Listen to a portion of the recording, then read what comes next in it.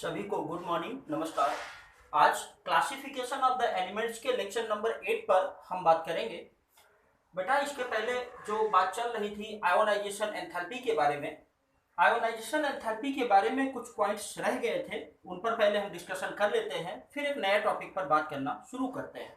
तो यहाँ पर हम क्या करते हैं, जो आयोनाइजेशन एंथैल्पी है, आयोनाइजेशन एंथैल्पी को हम और भी कुछ टर्म्स यूज करते हैं। कौन कौन से टर्म्स होते हैं? पहला तो हम आयोनाइजेशन एंथैल्पी बोलते ही बोलते हैं, और क्या बोलते हैं, आयोनाइजेशन एनर्जी भी बोलते हैं। और क्या बोलते हैं? और हम बोलते हैं आयोनाइजेशन पोटेंशियल भी बोलते हैं। और क्या बोलते हैं? आयोनाइजेशन पोटेंशियल बोलते हैं। और एक तो ऑलरेडी आयोनाइजेशन एंथैल्पी दिया ही गया है। तो अब समझे आपको, एंथैल्पी का मतलब होता है जब कोई भी चीज आप 1 मोल के लिए कंसिडरेशन में लाते हो, 1 मोल के लिए बात करते हो, तो उसको हम जो लेते हैं किसमें, एंथैल्पी टर्म का हम यूज करते हैं। जैसे ionisation enthalpy, electron gain enthalpy. तो अगर एंथैल्पी टर्म यूज हुआ है तो इसका मतलब 1 मोल के लिए बात हो रही है। ठीक है, किसके लिए? 1 मोल के लिए। लेकिन एनर्जी में 1 मोल डिफाइन नहीं है, 1 एटम भी हो सकता है, 1 मोल भी हो सकता है, कुछ भी हो सकता है। तो एनर्जी क्या है, वो आपका क्या है, ब्रॉड टर्म है। लेकिन फॉर 1 मोल, 1 मोल के लिए जो है हम क्या यूज करते हैं, एंथैल्पी। अब एक बात और समझे, 1 मोल में कौन कौन सी बातें आती हैं? 1 मोल में 3 बातें हमें ध्यान रखनी है। पहली चीज क्या है, in the term of mass. अगर मास के टर्म में अगर हम आपसे बात करें तो 2 कंडीशन हो सकती है। पहली तो हो सकती है atom.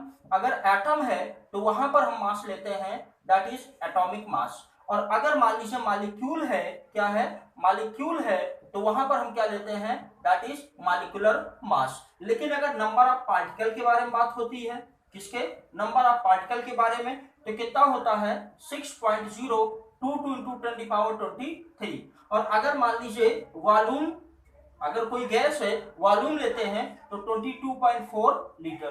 These are equal to, these all are equal to 1 mole. ये किसके लिए होते हैं, 1 मोल के लिए। अगर आपसे कोई कहे कि 6.022 इंटू 10⁻23 पार्टिकल के लिए आयोनाइजेशन एंथैल्पी क्या होगा, तो इसका मतलब that is talking about the 1 मोल। वो 1 मोल के लिए बात कर रहा आपसे। अब इसके बाद दिया है आयोनाइजेशन पोटेंशियल।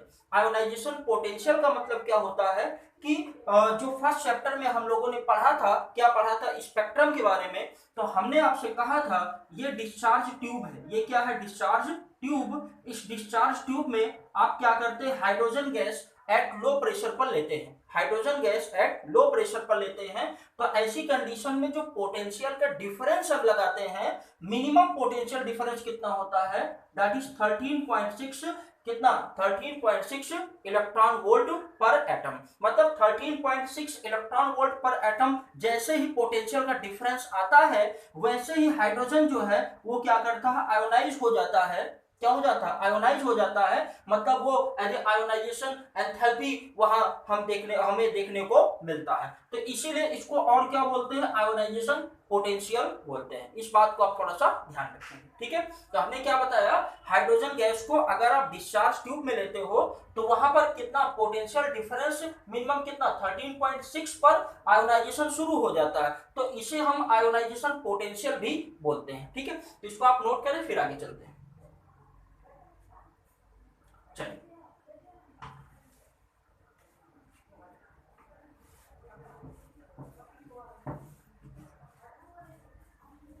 आज जो हम बात करेंगे आपसे इलेक्ट्रॉन गेन एंथैल्पी के बारे में। इसके बारे में, इलेक्ट्रॉन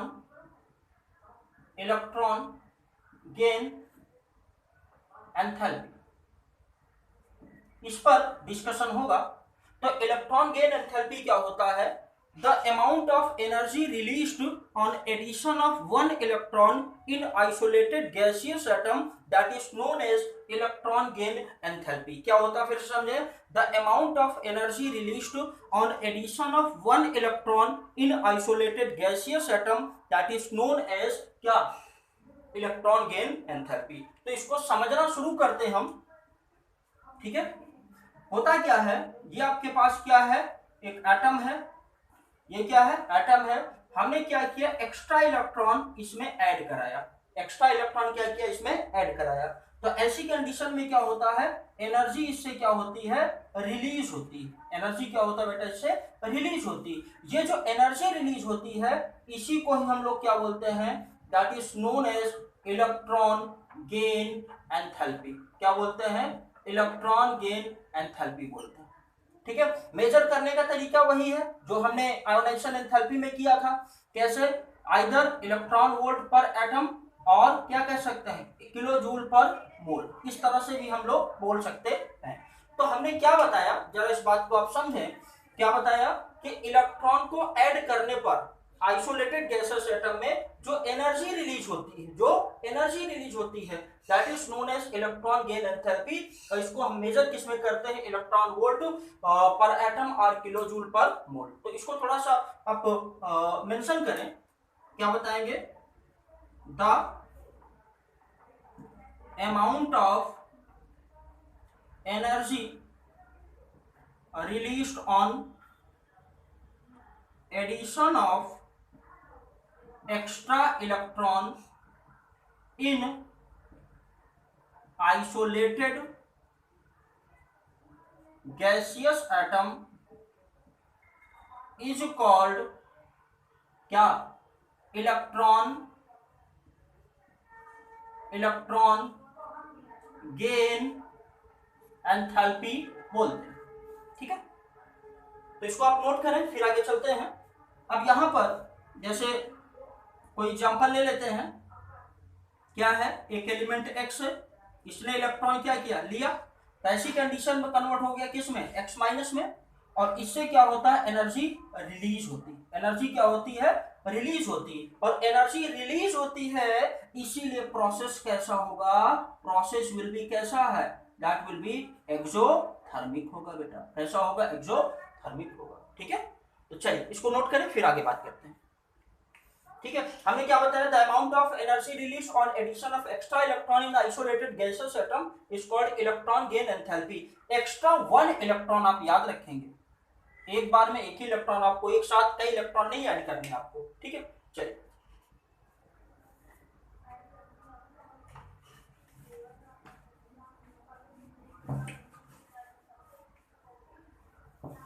इसके बाद जो हम बात करेंगे,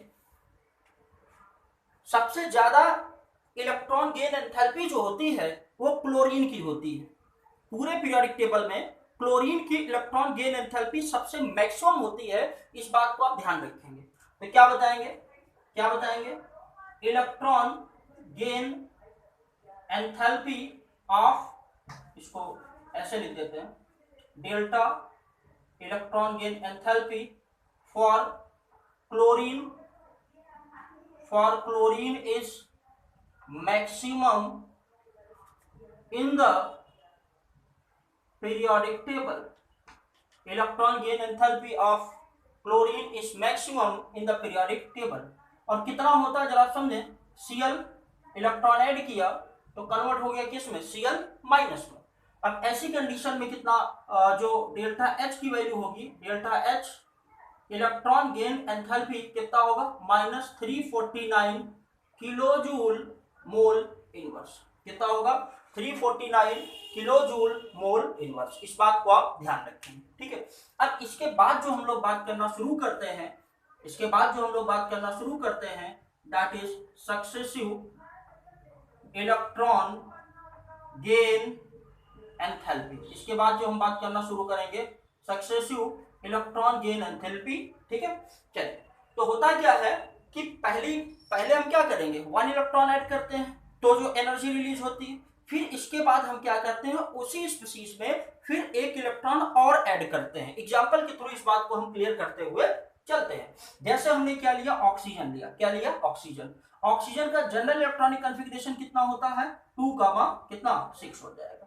तो 1 इलेक्ट्रॉन इसने एक्सेप्ट किया तो क्या बन गया, O- बन गया। क्या बन गया, O-। इस केस में क्या हुआ, delta H equal to 141 kilo joule mole inverse ये हमको मिलता है। लेकिन होता क्या है कि ये जो O- दिया है, अब यहाँ पर अगर आप इलेक्ट्रॉन ऐड करेंगे तो क्या होगा, इलेक्ट्रॉन इलेक्ट्रॉन का क्या होगा बेटा, रिपल्शन होगा। क्या होगा, इलेक्ट्रॉन इलेक्ट्रॉन का क्या होगा, रिपल्शन होगा। और अगर रिपल्शन होगा तो इजीली इलेक्ट्रॉन उसमें नहीं जा पाएंगे। तो ऐसी कंडीशन में हमें एनर्जी बाहर से देनी पड़ेगी, हमें एनर्जी बाहर से देनी पड़ेगी। तो ऐसी कंडीशन में जो सेकंड इलेक्ट्रॉन गेन एंथैल्पी होगा दैट विल बी क्या होगा, पॉजिटिव होगा। तो इस बात को आप ध्यान रखेंगे। क्या हो जाएगा, O2 माइनस और डेल्टा H बराबर हो जाएगा plus 780 kilo joule mole inverse. कितना हो जाएगा, 780 किलो जूल मोल इनवर्स। तो जो पहला प्रोसेस है ये कैसा है, दैट इज एक्सोथर्मिक है। पहला प्रोसेस क्या है, दैट इज एक्सोथर्मिक। मतलब first electron gain enthalpy of oxygen is the exothermic, while second electron gain enthalpy कैसी हो जाएगी, दैट विल बी एंडोथर्मिक हो जाएगा। ऐसा हो जाएगा एंडोथर्मिक। ऐसा क्यों हुआ जरा समझें। ऐसा इसलिए हुआ है क्योंकि इलेक्ट्रॉन जो हम ऐड कर रहे हैं, एक तो इलेक्ट्रॉन एक्स्ट्रा हमने दिया ही, तो एक इलेक्ट्रॉन और ऐड करेंगे तो क्या होगा, इलेक्ट्रॉन इलेक्ट्रॉन का क्या होगा, रिपल्शन। तो ऐसी कंडीशन में इलेक्ट्रॉन्स क्या होंगे, जाने नहीं चाहेंगे। लेकिन वहां पर हम जब इतनी एनर्जी सप्लाई करते हैं तो क्या होगा, ये क्या बनाएगा, O2 माइनस। तो अब यहाँ पर कितना हो जाएगा, 2,7, ये कितना हो जाएगा 2,8, कितना हो जाएगा 2,8। लेकिन फिर भी मोस्ट ऑफ द केसेस में मोस्टली जो होता है नेचर में जो हमको ऑक्सीजन मिलता है वो O2 माइनस के फॉर्म में मिलता है, ना कि O माइनस के फॉर्म में। This is very interesting question कि यहाँ पर एक इलेक्ट्रॉन डालने पर क्या हुआ, पहले एनर्जी रिलीज होती, लेकिन दूसरा इलेक्ट्रॉन ऐड करने पर एनर्जी लगानी पड़ती है। लेकिन यहां पर होता है क्या है, O2 माइनस नेचर में ज्यादा मिलता है O माइनस की अपेक्षा। ऐसा क्यों, व्हाट इज द रीजन।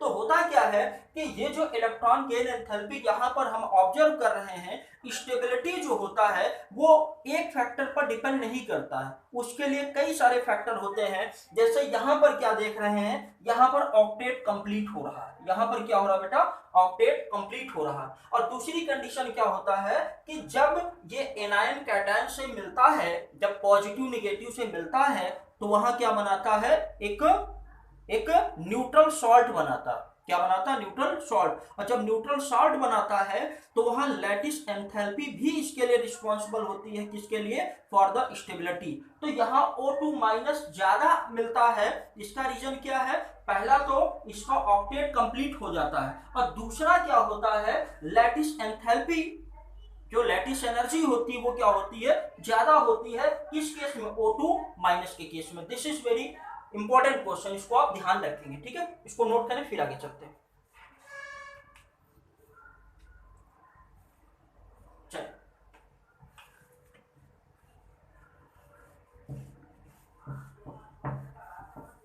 अब इसके बाद जो हम लोग बात करना शुरू करेंगे, एक प्रॉब्लम है, तो उससे थोड़ा सा कॉन्सेप्ट और स्ट्रांग हो जाएगा। क्वेश्चन है आपका, क्वेश्चन क्या है जरा समझें। क्वेश्चन क्या दिया है, द amount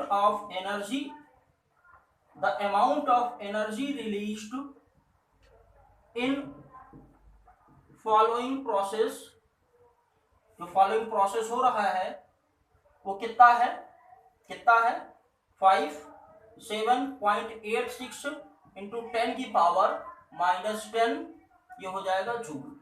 ठीक है, जरा प्रोसेस को आप देखें।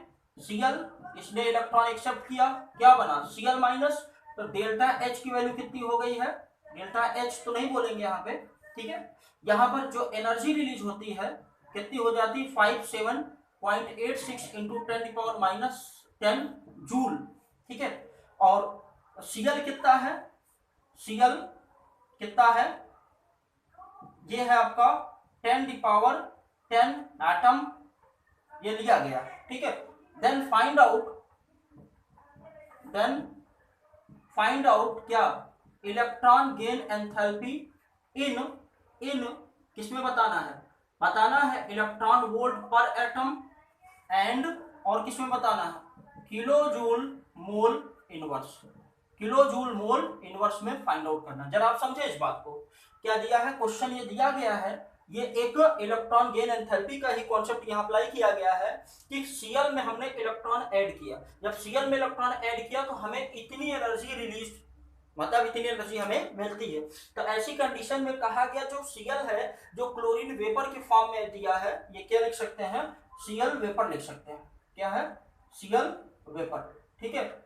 क्लोरीन एटम वेपर फॉर्म में कितना है, 10 atom. Then find out electron gain enthalpy in electron volt per atom and kilo joule per mole. ये क्वेश्चन आप करें, फिर इसके बाद हम करना शुरू करते हैं, ठीक है। पॉज कर ले, फिर करें, फिर हम बताते हैं। चलिए बात करना शुरू करते हैं। तो यहां पर क्लोरीन एटम कितना आपके पास, 10 एटम, ठीक है। उसमें इलेक्ट्रॉन ऐड करने पर, ठीक है, कितने इलेक्ट्रॉन, इतने ही इलेक्ट्रॉन ऐड करेंगे, जितने एटम है उतने पर एटम पर इलेक्ट्रॉन। तो ऐसी कंडीशन में इतनी एनर्जी क्या होती है, रिलीज होती है। और अभी हमने आपको समझाया थोड़ी देर पहले कि इलेक्ट्रॉन गेन एंथैल्पी मतलब फॉर 1 मोल, एंथैल्पी मतलब फॉर 1 मोल, एंथैल्पी का अगर टर्म आएगा 1 मोल के लिए। तो यहां पर बताएंगे 10 एटम Cl में इलेक्ट्रॉन ऐड करते हैं तो कितनी एनर्जी रिलीज होती है, 57.86 इंटू 10 की पावर कितना, -10 जूल। इतनी एनर्जी क्या होती है, रिलीज होती है जब इतने क्लोरीन एटम में इलेक्ट्रॉन ऐड करते हैं। तो ऐसी कंडीशन में 1 एटम के लिए अगर हम बात करना शुरू करें तो 57.86 इंटू 10 की पावर -10 अपान कितना होगा, 10 की पावर 10। लेकिन हमको क्या बताना है, इलेक्ट्रॉन गेन एंथैल्पी बताना है, मतलब 1 मोल के लिए। अगर 1 मोल के लिए बात करना शुरू करेंगे तो 6.02 इंटू 10 की पावर 23 क्लोरीन एटम के लिए, यही अगर हम बात करें तो 57.86 इंटू 10 की पावर -10 अपान 10 की पावर 10 इंटू 6.02 इंटू 10 की पावर 23, ठीक है। तो इसको अगर हम कैलकुलेट करें तो कैलकुलेट करने पर हमें जो वैल्यू मिलती है 348.5 इंटू 10 की पावर 3 जूल पर मोल, ये एनर्जी हमको मिलती, ठीक है। फिर इसके बाद हम क्या करते हैं, देखिए जरा, इसको किलो जूल में कन्वर्ट कर लें। 348.5 इंटू 10 की पावर, इसको 10 की पावर 3 आप हटा दें तो किलो जूल मोल इनवर्स हो जाएगा। अब एक इंपॉर्टेंट बात, वेरी वेरी इंपॉर्टेंट बात, वो क्या है, जब आप समझे यहाँ पर हम क्या करते हैं, होता क्या है, 1 इलेक्ट्रॉन वोल्ट पर एटम बराबर होता है 96.48, ठीक है, 49 होता है कितना, kilo joule per mole. Very important, very important. अब इसको हम और क्या लिख सकते हैं, 96.5 किलो जूल मोल इनवर्स, ऐसे भी लिख सकते हैं। मतलब 1 इलेक्ट्रॉन वोल्ट पर एटम बराबर होता है 96.5 किलो जूल पर मोल। तो हमने ये जो निकाला है किस में निकाला है, किलो जूल पर मोल में निकाला, और रियल में हमें चाहिए किसमें, हमें चाहिए इलेक्ट्रॉन वोल्ट पर एटम में। तो ऐसी कंडीशन में हम लिख सकते हैं, यहाँ पे क्या लिख सकते हैं, लिख सकते हैं 9649 किलो जूल, ठीक है, मोल इनवर्स बराबर कितना होता है, 1 इलेक्ट्रॉन वोल्ट पर एटम। तो 1 किलो जूल के लिए निकालें तो 1/9649, ठीक है, ये हो जाएगा क्या, इलेक्ट्रॉन वोल्ट पर एटम। लेकिन है कितना, इतने को आपको कन्वर्ट करना, इतने को कन्वर्ट करना किसमें, इलेक्ट्रॉन वोल्ट पर एटम में। तो क्या करेंगे, ये जो दिया है 348.5 के लिए ये हो जाएगा 348.5 अपान 96.49। इसको जब आप सॉल्व करेंगे तो आंसर जो मिलेगा आपको दैट इज 3.61 इलेक्ट्रॉन वोल्ट पर, 3.61 इलेक्ट्रॉन वोल्ट पर एटम। तो हम फिर से बात को समझना शुरू करते हैं। Amount of energy release in the following process, ये प्रोसेस में इतनी एनर्जी रिलीज होती है। तो कितना क्लोरीन, क्लोरीन का जो वेपर फॉर्म में एटम है कितने हैं, 10 atom. Then find out electron gain enthalpy in electron volt per atom and kilo joule per mole. तो कहा गया 10 क्लोरीन में जब इलेक्ट्रॉन ऐड करते हैं पर क्लोरीन, ठीक है, पर क्लोरीन में, तो 56.86 10 जूल एनर्जी रिलीज होती। तो 1 एटम में कितना होगा, ये कंडीशन। लेकिन कहा गया है पर मोल के लिए, क्योंकि एंथैल्पी टर्म यूज करना है, ठीक है। तो एंथैल्पी का मतलब पर मोल के लिए, तो पर मोल के लिए निकाला तो हमें कितनी वैल्यू मिलती है 348.5 इंटू 10³ जूल पर मोल, लेकिन किलो जूल में कन्वर्ट करने के लिए हमने ये कर दिया। वेरी इंपॉर्टेंट रिलेशनशिप क्या, 1 इलेक्ट्रॉन वोल्ट पर एटम बराबर 96.49 किलो जूल पर मोल।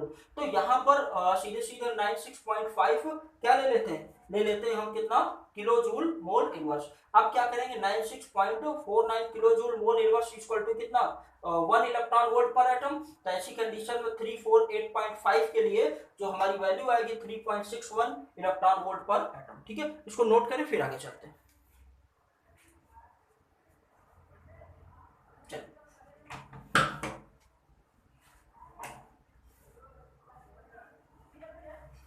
इसके बाद जो हम लोग बात करना शुरू करेंगे वो क्या है कि कौन कौन से फैक्टर इलेक्ट्रॉन गेन एंथैल्पी पर फर्क डालते हैं। ठीक है, तो क्या बात करेंगे, फैक्टर अफेक्टिंग, कौन कौन से फैक्टर अफेक्ट डालते हैं। तो पहली चीज क्या है, एक तो आपके पास जो एटम है ये स्मॉल एटम है, और एक क्या है आपके पास क्या है, लार्ज एटम, बड़ा एटम। तो इलेक्ट्रॉन इफेक्टिव न्यूक्लियर चार्ज मतलब क्या है, न्यूक्लियस का इफेक्ट यहाँ ज्यादा, तो इलेक्ट्रॉन की एंट्री यहाँ पर आसान होगी, जल्दी इलेक्ट्रॉन लेना चाहेगा, लेकिन यहाँ पर इलेक्ट्रॉन ये क्या करेगा, देर से लेना चाहेगा। तो ऐसी कंडीशन हम कह सकते हैं ये इलेक्ट्रॉन गेन एंथैल्पी जो होती है inversely proportional to size of atom. क्या होता है, एटम के साइज के इनवर्सली प्रोपोर्शनल, मतलब साइज अगर छोटा होगा तो इलेक्ट्रॉन गेन एंथैल्पी क्या होगी, ज्यादा होगी। ठीक है, फिर इसके बाद दूसरा जो दिया है, पहला हमने क्या बात कर लिया साइज, दूसरा क्या है, that is effective nuclear charge. क्या होता है, इफेक्टिव न्यूक्लियर, बताएं जरा, चार्ज। तो होता क्या है, ये जो इलेक्ट्रॉन गेन एंथैल्पी है, electron gain enthalpy directly proportional to effective nuclear charge. जितना ज्यादा न्यूक्लियर चार्ज होगा उतने ज्यादा क्या होगा, इलेक्ट्रॉन गेन एंथैल्पी होगी। इस बात को आप ध्यान रखेंगे। ठीक है, इस बात को आप समझें। ठीक है, पहली चीज साइज क्या होना चाहिए, छोटा होना चाहिए, इलेक्ट्रॉन गेन एंथैल्पी क्या होना चाहिए, ज्यादा होना चाहिए, वो सॉरी क्या होना चाहिए, इफेक्टिव न्यूक्लियर चार्ज ज्यादा होना चाहिए। तो इसको आप नोट करें फिर आगे चलते हैं।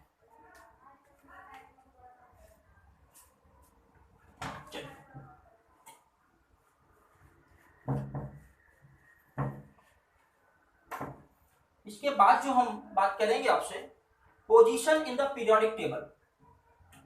ठीक है, पीरियोडिक टेबल में क्या कंडीशन होती है, जरा इस बारे में हम बात करते हैं। ठीक है, तो पीरियोडिक टेबल में क्या कंडीशन होती है, जरा देखें।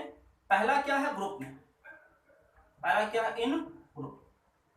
तो ग्रुप में क्या होता है, on going down size increases, जैसे जैसे ऊपर से नीचे जाते हैं साइज क्या होता है, इंक्रीज करता है। और अभी आपको हमने बताया, क्या बताया, जो इलेक्ट्रॉन गेन एंथैल्पी होता है that is inversely proportional to size of atom. इसका मतलब क्या हुआ, ऊपर से नीचे जाने पर इलेक्ट्रॉन गेन एंथैल्पी घटेगी, ऊपर से नीचे जाने पर इलेक्ट्रॉन गेन एंथैल्पी क्या करेगी, घटेगी। तो क्या होगा, electron gain enthalpy decreases on going down, on going down up.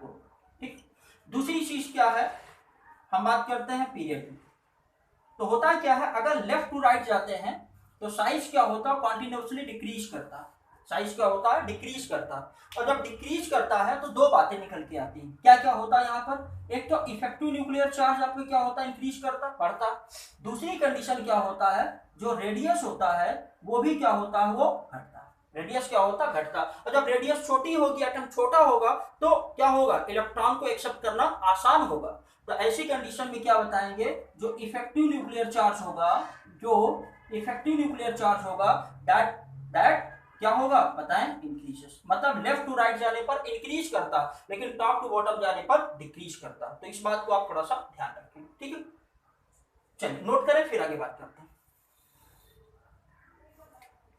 चलिए, इसके बाद एक बात और समझेंगे हम, कभी कभी इलेक्ट्रॉन गेन एंथैल्पी की जगह इलेक्ट्रॉन एफिनिटी टर्म का यूज करते हैं। तो डिफरेंस क्या होता है दोनों में, साइन का डिफरेंस होता है। Electron gain enthalpy is just क्या होता, opposite electron gain enthalpy is just opposite of electron affinity in the sign. ठीक है, मतलब जो पॉजिटिव वैल्यू है वो क्या हो जाएगी, नेगेटिव वैल्यू। तो यहाँ पर एक पॉइंट और नोट करें। ठीक है, क्या पॉइंट है जरा समझे। तो क्या बताएंगे, जो इलेक्ट्रॉन गेन एंथैल्पी है,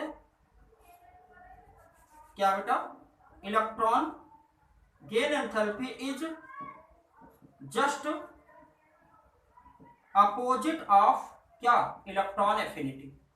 इलेक्ट्रॉन एफिनिटी का क्या होता है, जस्ट अपोजिट। ये थोड़ा सा आप ध्यान रखेंगे। ठीक है, अब एक बात और समझे, पीरियड में लेफ्ट टू राइट जाने पर ये रेगुलर ट्रेंड फॉलो नहीं करता, यहाँ पर कुछ ना कुछ वेरिएशंस आते हैं। इस बात को थोड़ा सा हम देखते हैं यहाँ पर। ठीक है, क्या वेरिएशन आते हैं।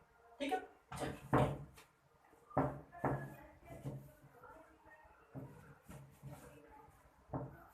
तो जैसे हम बात करना शुरू करें, अगर हम सेकेंड पीरियड पर लें तो लिथियम, ठीक है, beryllium, boron, carbon, nitrogen, oxygen, fluorine, फिर इसके बाद क्या है, नियॉन।